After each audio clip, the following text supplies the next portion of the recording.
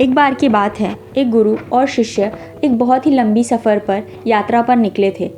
रास्ते में चलते चलते अब अंधेरा होने वाला था और मंजिल बहुत दूर थी। गुरु और शिष्य दोनों ही पैदल यात्रा में थे तो थक चुके थे। तब शिष्य ने गुरु से प्रार्थना की कि गुरुदेव, हमें कहीं थोड़ी देर विश्राम करना चाहिए और रात भी होने वाली है।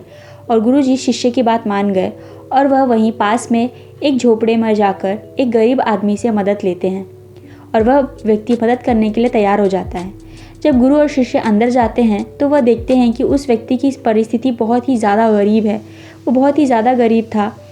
तब गुरु जी ये सब कुछ देखकर उस व्यक्ति से पूछते हैं कि आखिर वो करता क्या है। तब वह व्यक्ति बताता है कि मेरे पास एक गाय है जिसकी सेवा करके और उसके दूध को बेचकर ही मेरा सब कुछ चलता है। तब गुरुजी पूछते हैं कि यहाँ आसपास तो इतनी ज़मीन खाली है, ये किसकी है।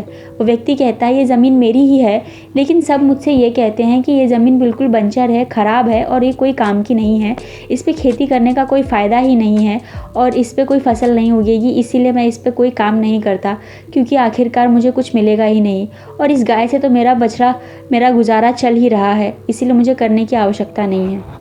फिर उसके बाद खा पी कर सब सो जाते हैं। जब आधी रात होती है तो गुरुजी और उस शिष्य को उठाते हैं और उस गाय को अपने साथ लेकर चले जाते हैं। और फिर उसके बाद दूसरे दिन ऐसा करते करते काफ़ी सालों बाद वह जो शिष्य था अब वो एक बहुत बड़ा गुरु बन जाता है। उसके दिल में ये बात हमेशा से खटकती रहती थी कि आखिर गुरुजी इतने महान हैं और इतने नेक दिल हैं, उन्होंने उस भले मानस के साथ इतना बुरा क्यों किया जिसने उन्हें सहारा दिया था। यह इसी प्रश्न का उत्तर ढूंढने के लिए वो कई सालों बाद वापस से उसी जगह पर आता है और आने के बाद देखता है क्या कि जो एक झोपड़ा गरीब का था वो बहुत बड़ा महल बन चुका है। आसपास की जो ज़मीन बंजर और खाली पड़ी हुई थी वहाँ पर अब अच्छी अच्छी फसलें लहरा रही थी और वो बहुत ही जहाँ से वो एक गाय लेके गए थे वहाँ पर न जाने कितनी गाय बंधी हुई थी। मतलब एक हिसाब से देखा जाए तो व्यक्ति बहुत ही धनवान और अमीर हो चुका था। तब वह शिष्य उस व्यक्ति के पास जाकर उससे पूछता है कि आखिरकार उसने इतनी जल्दी ये सारी चीज़ें कैसे प्राप्त की और उसके पास मात्र एक गाय थी जो उसके खाने पीने का सहारा था, जो कि उस रात को हमारे गुरुजी हमारे साथ ले चले गए थे। तो आखिरकार फिर ये अपने जीवन में इतना आगे क्यों बढ़ा। तब वह व्यक्ति जवाब देता है कि मेरे पास मात्र एक गाय थी जो मेरा सहारा थी और उसके चले जाने के बाद अब मेरे पास कोई रास्ता ही नहीं बचा। मुझे ना चाहते हुए भी खेती करनी पड़ी, लेकिन खेती करते करते आज आप देख सकते हैं कि मैं कहाँ से कहाँ पहुँच गया हूँ। इस कहानी से हमें क्या शिक्षा मिलती है। हम भी अपने जीवन में कई बार कंफर्ट जोन में ही रह जाते हैं। जो चीज़ चल रही है उसे ऐसे ही चलने देते हैं, कुछ नया और अलग करने की कोशिश ही नहीं करते।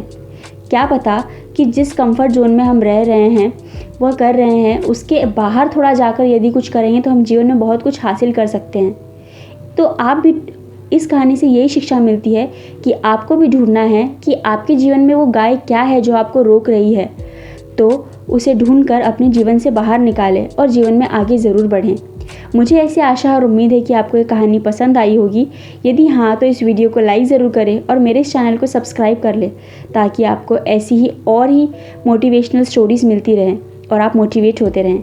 तब तक कि अपना और अपने पूरे परिवार का ख्याल रखें। तब तक के लिए बहुत बहुत शुक्रिया।